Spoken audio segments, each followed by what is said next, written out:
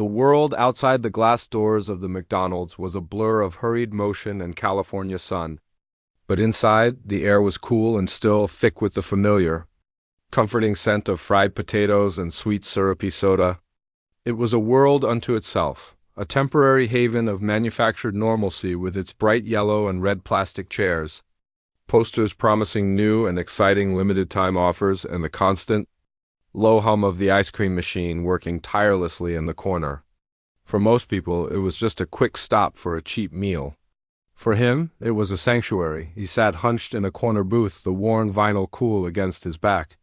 The hood of his gray sweatshirt was pulled up, not just as a half-hearted disguise, but as a shield, a way to create a small, private space for himself in the middle of a public place. A simple, black coffee sat before him, its dark surface reflecting the harsh fluorescent lights from the ceiling. He'd barely touched it. The newspaper he'd picked up was open, but his eyes weren't really reading the words. They were just unfocused, staring at the black and white print, letting his mind drift. A deep-seated weariness seemed to settle in his bones, a feeling that no amount of coffee could truly chase away. It was the kind of tired that came not from a lack of sleep, but from the constant weight of being on, from the endless performance of being a version of himself that the world expected. Here, in this ordinary, unremarkable place, he could just be a man in a hoodie, a man craving a few minutes of quiet before he had to step back into the noise. He took a slow sip of his coffee, the bitter warmth a small, grounding sensation.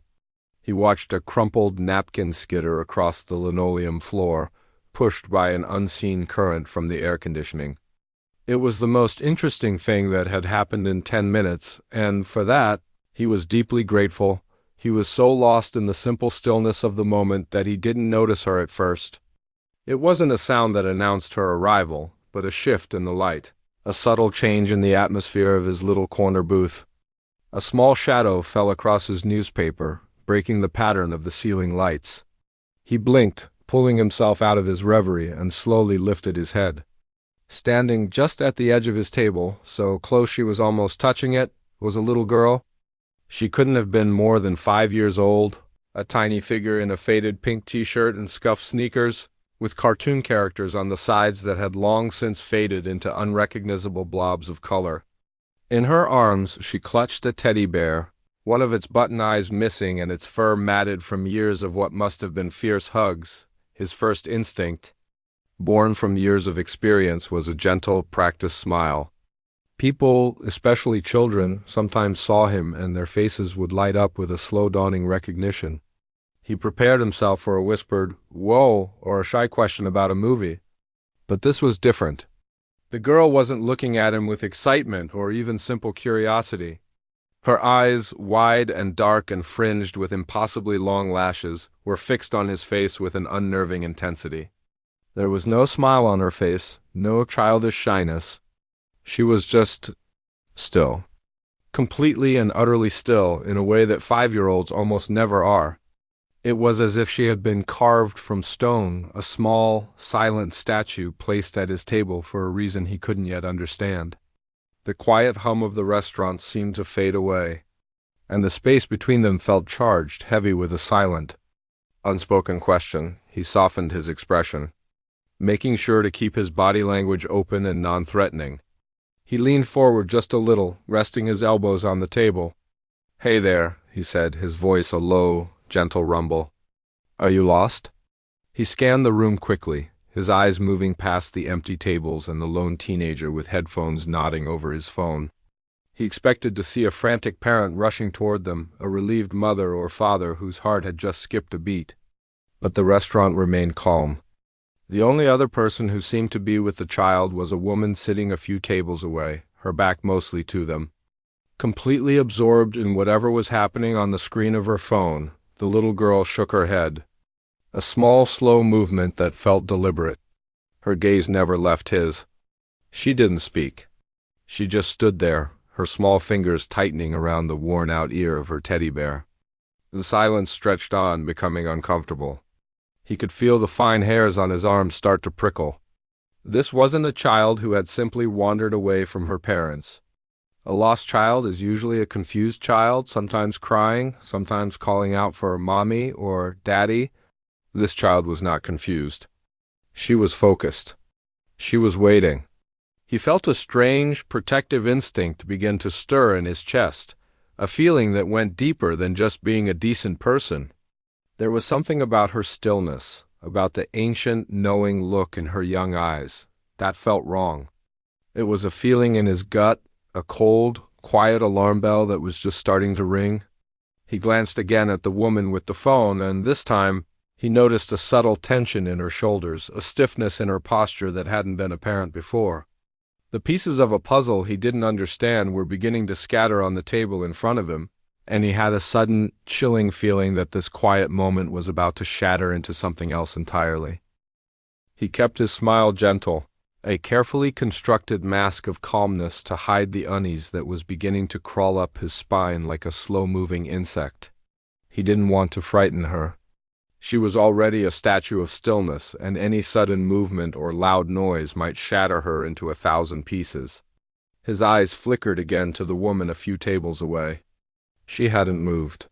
Her thumb was still scrolling, her face illuminated by the cold blue light of her phone screen. There was something about her posture, a rigidness that didn't look like relaxation. It looked like she was waiting too. He turned his attention back to the little girl, deciding to try a different approach. "That's a very good friend you have there," he said softly, nodding his head toward the matted teddy bear clutched in her arms. "He looks like he's been on a lot of adventures." The girl's gaze shifted for a fraction of a second to the bear, then back to his face. Her grip on the toy tightened, her small knuckles turning white. "His name is Barnaby," she whispered, her voice so quiet he had to lean in to catch it. The name sounded old-fashioned, a name a grandmother might choose. "Barnaby," he repeated, testing the name on his tongue. "That's a strong name. Is he keeping you safe today?" A tiny, almost imperceptible shake of her head was her only answer. The simple gesture sent a fresh wave of cold through him. A child's teddy bear is supposed to be a source of comfort, a magical protector against monsters under the bed and shadows in the closet. For this bear to be failing in its duty felt fundamentally wrong, like a crack appearing in the very foundation of childhood. He could feel the situation shifting, tilting on an axis he couldn't see. The normalcy of the McDonald's, the smell of fries and the quiet murmur of the ice cream machine, was starting to feel like a thin veneer over something dark and terrible. He decided to be a little more direct, but still gentle. "Are you here with that lady over there?" he asked, his voice barely a murmur. He didn't point, just nodded his head slightly in the woman's direction. The girl's eyes, those deep, dark pools of seriousness, followed his gaze. For a moment she stared at the back of the woman's head. A flicker of something, fear, maybe, or sadness, crossed her small face before it was gone, replaced by that same unnerving mask of composure. She looked back at him, and when she spoke, her words were so clear and so precise that they landed in the quiet space between them like stones dropped into a still pond. "The lady with me isn't my mommy." The world seemed to stop. The hum of the ice cream machine faded into nothing. The distant clatter from the kitchen disappeared. All he could hear was the sound of his own heartbeat, a heavy, rhythmic drum in his ears. He stared at the little girl, his mind racing to catch up, to find a logical explanation. An aunt, a family friend, a babysitter. His brain, a human machine designed to find patterns and create order, threw out a dozen possibilities, each one a desperate attempt to put the broken pieces of the picture back together. He opened his mouth to say something, to offer one of these comforting, rational explanations, but the words wouldn't come. Because the way she said it with such flat, certain finality told him that none of his simple explanations were correct. This wasn't a case of a child using confusing words. This was a statement of fact. He swallowed hard, his throat suddenly dry as dust. The coffee in his cup had gone cold, but he felt a fire starting to burn in his stomach. He leaned in even closer, creating a small, private bubble with his body, shielding her from the rest of the room. He had to know more. He had to understand.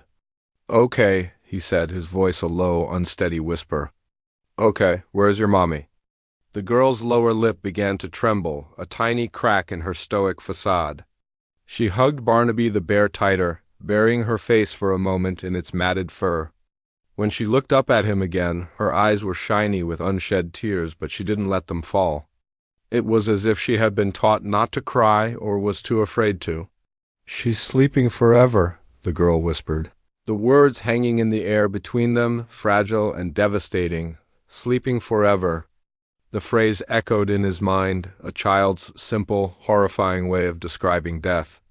A cold dread, sharp and suffocating, washed over him. It started in his chest and spread through his veins like ice water. He felt a tremor start in his hand, and he clenched it into a fist under the table to stop it from shaking. This was no longer a strange encounter. This was a nightmare unfolding in the most mundane of places.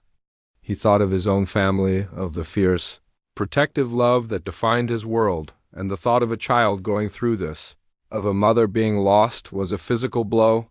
He felt sick. He had to get control. He had to be strong for her.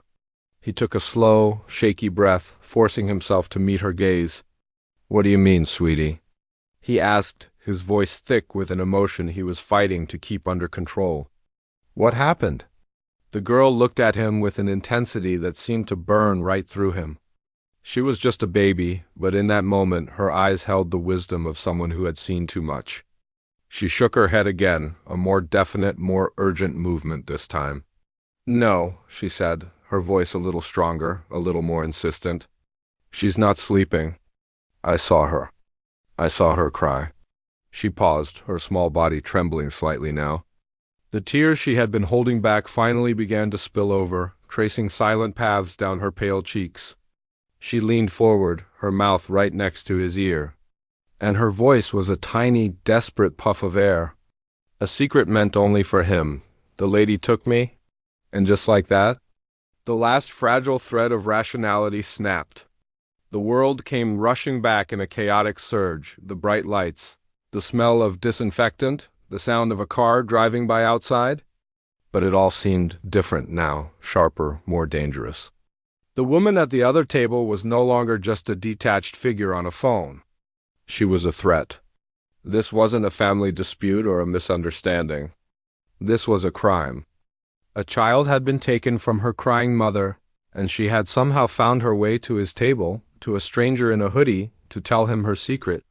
The tremor in his hand was no longer containable. It spread up his arm, through his entire body. He was shaking with a fear so pure and so absolute that it took his breath away. He looked at the small, tear-streaked face before him and knew, with a certainty that settled like a stone in his soul, that his quiet afternoon was over. His life and this little girl's life had just changed forever. The words hung in the air, tiny and terrible, echoing in the sudden silence of his mind. "The lady took me." The shaking that had started in his hand was now a full-body tremor, a violent vibration that he fought to control with every muscle. He felt a cold sweat break out on his forehead, and the coffee in his stomach turned to acid. This was real. This was happening right here, in the middle of a normal Tuesday afternoon, under the cheerful, smiling face of a cartoon clown on the wall. He was just a man in a hoodie, a man who wanted a quiet cup of coffee, but fate had just handed him a responsibility that felt heavier than a mountain. His first, primal instinct was to stand up, to point, to shout, to create a scene that would bring everyone running. But a colder, more rational part of his brain slammed on the brakes. What would that do? It would panic the woman. It might make her run, or worse, it might make her do something desperate. He looked at the little girl, at her tear-streaked face, and the trust she had placed in him by sharing her horrible secret. He couldn't risk her safety. He had to be smart. He had to be calm, even though every cell in his body was screaming in terror. He took a long, slow breath, forcing the air into his lungs and then letting it out just as slowly. He had to think. He needed help. He needed people who knew how to handle this, people with uniforms and authority and the power to make things right. He needed the police. The thought of making the call was terrifying. What if the woman saw? What if she heard? He felt like a character in one of his own movies, but there was no script, no director yelling "cut," and no stunt double to take the fall. This was all on him. He looked at the little girl who was watching him with those wide, waiting eyes. He had to keep her calm. He had to keep her right here, in this booth, with him. He gave her what he hoped was a reassuring smile, though he was sure it looked more like a grimace. "Okay," he whispered, his voice barely steady. "Okay, you're very brave. You did the right thing telling me. We're going to get some help, but we have to be very, very quiet. Can you be quiet with me?" The girl nodded, her small face serious. She understood the gravity of the situation in a way that no child ever should. She hugged Barnaby the bear and leaned a little closer to him, seeking the protection he was desperately trying to provide, keeping his eyes locked on the girl's. He began to slowly, carefully slide his hand into the pocket of his hoodie. His fingers, clumsy with adrenaline, fumbled for the smooth, cold surface of his phone. It felt like it took an eternity to get it out. He finally wrapped his hand around it and pulled it free, keeping it low under the table. The screen lit up. His face in the dim space beneath the table, a bright, blue beacon that he was terrified the woman would see. He angled his body, turning slightly to create a human wall between his phone and the rest of the restaurant. He hunched over, pretending to be looking at something on the table with the little girl. With a trembling thumb, he swiped the screen and tapped the 3 simple digits that he hoped would be their salvation, 911. The phone began to ring, each tone a loud, accusatory shriek in the quiet of his own head. He pressed the phone hard against his ear, his heart pounding against his ribs like a trapped bird. A calm, professional voice answered on the second ring. 911, what is your emergency? He had to speak. He had to form words. He opened his mouth, but only a croak came out. He cleared his throat, trying to dislodge the lump of fear that was choking him. I need help, he whispered, his voice a strained, raspy thing. "I'm at a McDonald's. Sir, I can barely hear you." "Can you speak up?" the dispatcher asked, her voice still patient, but with an edge of urgency. He couldn't speak up. He risked a quick glance over his shoulder. The woman was still on her phone, but she had shifted in her seat. Her body was angled more toward their booth now. She was listening, he was sure of it. "No, I can't," he breathed into the phone, his words rushing out in a panicked, hushed torrent. "There's a little girl, she's with me. She's about 5 years old. She told me the woman she's with isn't her mother. She said the woman took her." He paused, his chest heaving. "I think she's been kidnapped." There was a beat of silence on the other end of the line, a silence that felt like it lasted for hours. Then the dispatcher's voice returned, all business now. "Okay, sir, I understand. We have officers on the way. What is the address of the McDonald's?" He rattled off the street address, his eyes scanning the restaurant's windows for any sign of a squad car. Nothing. It felt like they were on another planet. "Can you describe the woman?" the dispatcher asked. He kept his voice low, describing the woman's hair, her clothes, the way she was sitting. All the while, he kept his other hand on the table, near the little girl. He had to keep her engaged. He had to make this look normal. "Okay, sir, the officers are very close," the dispatcher said. "Just stay on the line with me if you can. Keep the girl calm. Do not confront the woman. Do you understand me? Do not confront her." "I understand," he whispered, ending the call and shoving the phone back into his pocket. He looked at the little girl, who had been watching his every move with a quiet, unnerving intelligence. He had to be a fortress for her. He had to be the calm in the middle of her storm. "Hey," he said, forcing a brightness into his voice that he didn't feel. "Let's play a game, a quiet game. Let's play I Spy. I'll go first." I spy with my little eye, something red. The girl's eyes darted around the restaurant, her brow furrowed in concentration. It was a small, normal moment in the middle of chaos, and it was the most important thing he had ever done. He was trying to give her a tiny piece of her childhood back, even for just a second. "The straw?" she whispered, pointing a small finger at the plastic straw in his untouched coffee. "That's it." "You're so good at this," he said, his heart swelling with a fierce, protective love for this child he had just met. "Your turn." Just as she opened her mouth to speak, a voice cut through the quiet hum of the restaurant. It wasn't loud, but it was sharp and impatient. "Lily, what are you doing? Come on, we're leaving," he froze. It was the woman. She was standing now, her phone tucked away in her purse. Her eyes were fixed on them, narrowed with suspicion. The ticking clock had just run out of time. She was coming toward their table, each step a hammer blow against the fragile wall of safety he had built around the little girl. He could only pray that the police were closer than they seemed. The voice cut through the air like a shard of glass, sharp and demanding. "Lily, what are you doing? Come on! We're leaving." Every muscle in his body went rigid. The game of I Spy died on his lips. The forgotten red straw, a symbol of a normalcy that had just been violently shattered. He could feel the little girl, Lily, flinch beside him. Her small body, which had just started to relax, tensed up again like a coiled spring. She shrank back against the vinyl of the booth, trying to make herself as small as possible. Her face burying into the worn fabric of his hoodie, he looked up.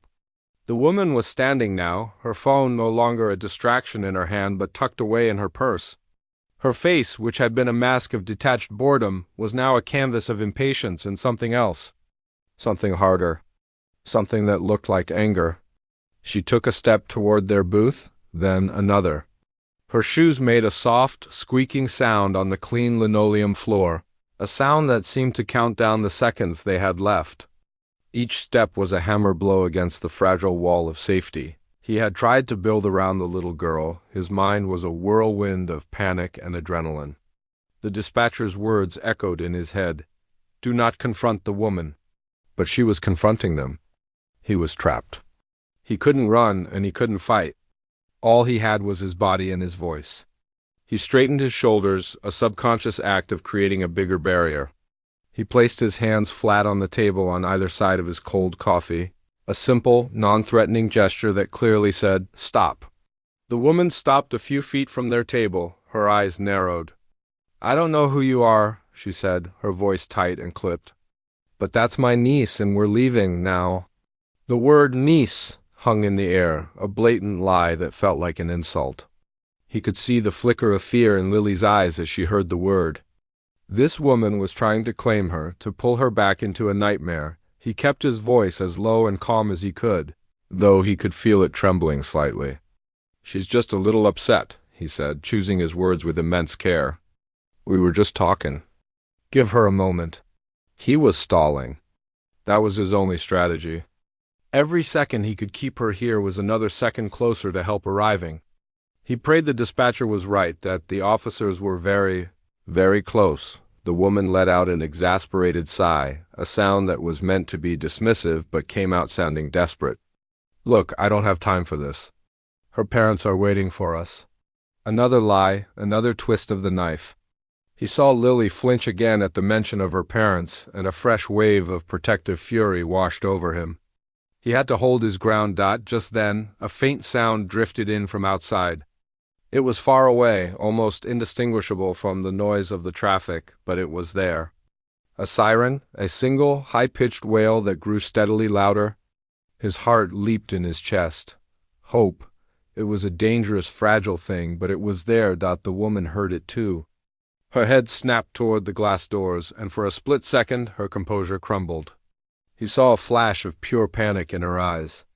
She knew they were coming for her. When she looked back at him, the impatience had been replaced by a raw, frantic energy. "I said we're leaving," she hissed, taking another step forward. She reached out her hand, not toward Lily, but as if to grab the girl's arm and pull her from the booth. "Lily, get up." Right now, this was it. The moment of no return. He didn't move. He didn't speak. He just sat there, a silent, unmoving wall of flesh and bone. He looked down at Lily, whose eyes were wide with terror, her small hand clutching the sleeve of his hoodie. He wouldn't let her get past him. He wouldn't. The siren was much louder now, a piercing scream that filled the air. Red and blue lights began to flash across the windows, painting the inside of the restaurant in strobing, chaotic colors. The faces on the posters seemed to twist and warp in the intermittent light. The woman froze, her outstretched hand hovering in the air. The fight seemed to drain out of her all at once, replaced by a look of utter defeat. She was a cornered animal, and the hunters were at the door. The glass doors of the McDonald's swung open with a soft whoosh. and two uniformed officers stepped inside. They moved with a calm, practiced confidence that immediately commanded the room. They weren't running or shouting. Their eyes scanned the scene, taking in everything in a single, sweeping glance: the terrified little girl in the booth, the man acting as her shield, and the woman standing frozen a few feet away. One officer, a man with a kind but firm face, moved directly toward the woman. "Ma'am, I need you to step back and keep your hands where I can see them," he said, his voice level and clear. There was no threat in his tone, only an unshakable authority. The second officer, a woman with a gentle expression, approached their booth. She ignored the man for a moment, kneeling down so she was at eye level with the table. "Hi there," she said softly, her voice full of warmth. "Are you Lily?" The little girl, peeking out from behind the man's arm, gave a tiny, hesitant nod. The officer smiled. "It's okay, Lily, you're safe now. We're here to help you." She then looked up at the man, her eyes full of a deep, understanding respect. "Sir, are you the one who called this in?" He could only nod, the adrenaline that had been fueling him suddenly draining away, leaving him feeling hollow and shaky. He felt a tremor start in his hands again, and he clasped them together in his lap to hide it. "Yes," he managed to say, his voice hoarse. She told me the lady wasn't her mommy." The officer's expression softened even more. "You did a very brave thing," she said. "A very, very brave thing." As she spoke, the first officer was gently guiding the woman toward a corner of the restaurant, speaking to her in a low, calm voice. The woman didn't resist. She just walked, her head bowed, a broken figure. The immediate danger was over. The air in the restaurant, which had been so thick with tension, began to clear. The female officer reached into a pouch on her belt and pulled out a small space blanket. She unfolded it with a soft crinkle and wrapped it gently around Lily's small shoulders. "How about we get you something warm to drink, okay? And then we can go find your mommy and daddy? They're very worried about you." Lily looked from the kind officer to the man who had been her protector. Her eyes, which had been so full of fear, now held a flicker of something else. Gratitude, maybe, or just the simple, profound relief of a child who knows she is finally safe. She gave him one last, long look before allowing the officer to help her out of the booth. He watched them go, his heart still pounding a frantic rhythm against his ribs. He was alone in the booth again, just as he had been when this all started. But everything was different now. The coffee was cold, the newspaper forgotten, and the quiet he had so desperately craved just an hour ago had been replaced by the heavy, haunting silence of a life-altering secret. He was no longer just a man in a hoodie. He was the man who had listened. The world slowly came back into focus, the sharp edges of the crisis softening into a dull, throbbing reality.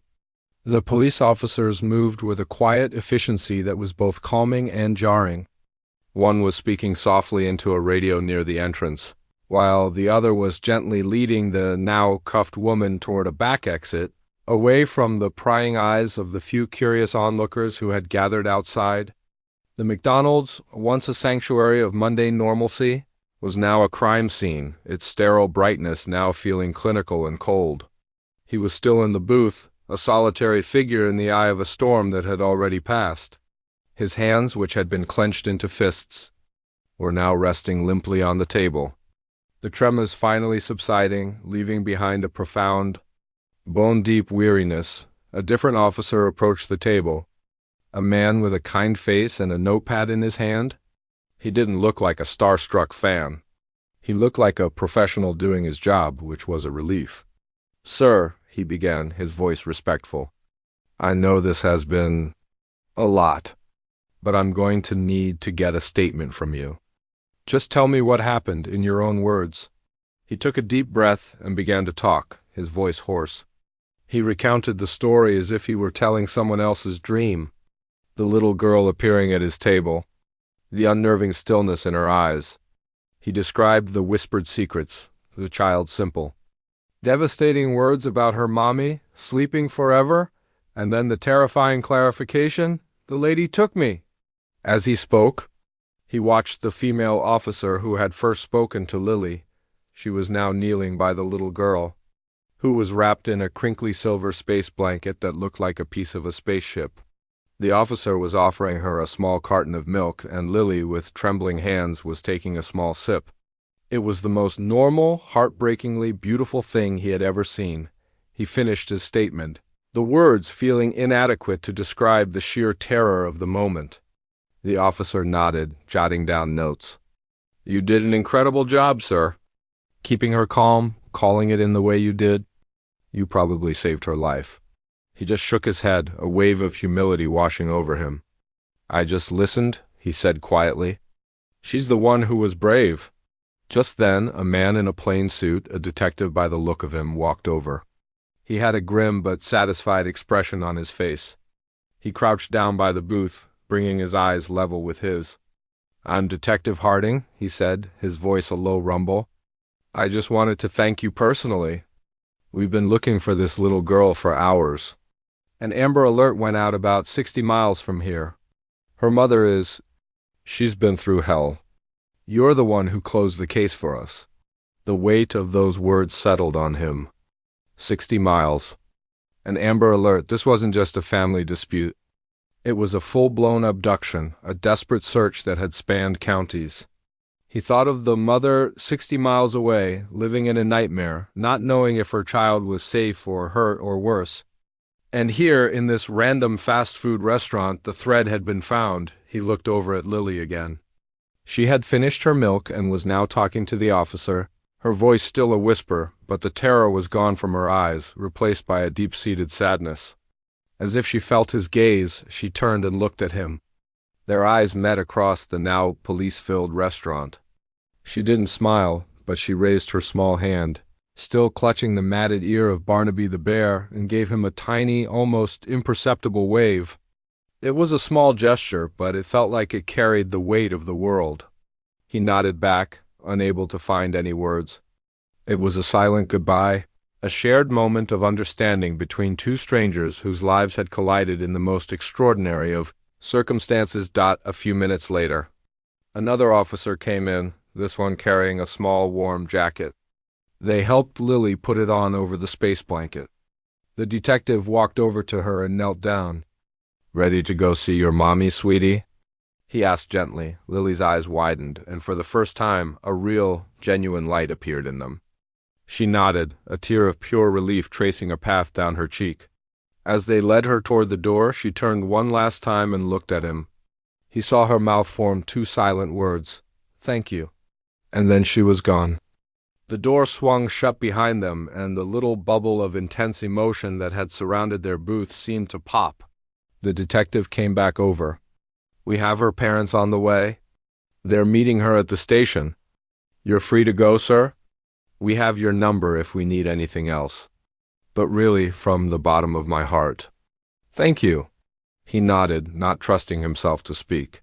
He slowly slid out of the booth, his legs feeling stiff and unsteady.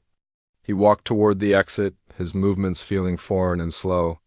As he pushed open the glass door and stepped out into the bright California afternoon, the world seemed overwhelmingly loud and bright.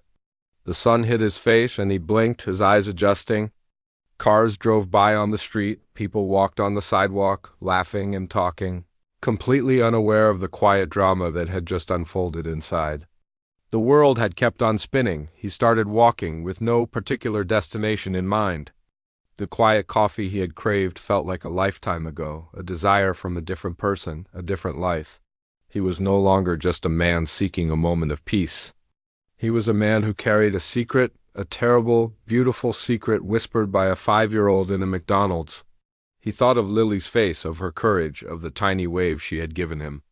He knew, with a certainty that settled deep in his soul, that he would never forget that moment for as long as he lived. The world hadn't changed, but he had.